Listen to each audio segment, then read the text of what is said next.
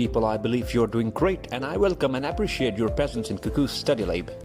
In one of his recent articles, Joseph S. Nye, who is an international political scientist, writes that the contemporary century is more about twisting minds than arms. It's about exporting ideas, ideals, and models in a bid to our rivals.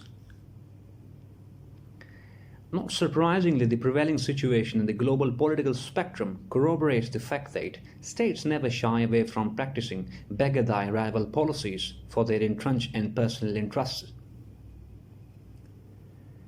Granted, the clash of developmental and infrastructural models provide legitimacy to the preceding proposition that, regardless of their interdependence, indeed complex interdependence, two of the great economies have clocked themselves at opposing poles to counter each other at all realms and by every means.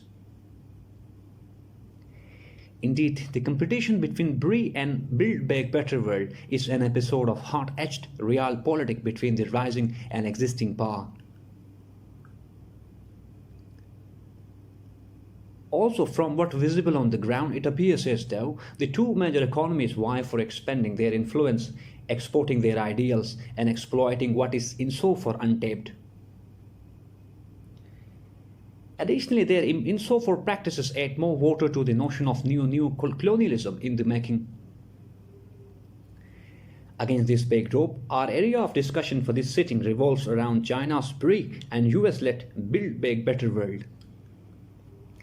In this session, we will answer such questions as: what exactly is B3W? Is BRI the East India Company in reverse? Are these two developmental models complementary to each other or counterweight? Further, we will discuss as to which of these two infrastructure models is more viable.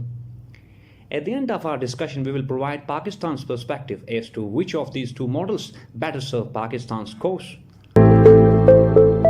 So this is all for today, people. If you got any confusion related to this topic, please let me know about your issues through your comments. I will address them in my next lecture. Thank you very much.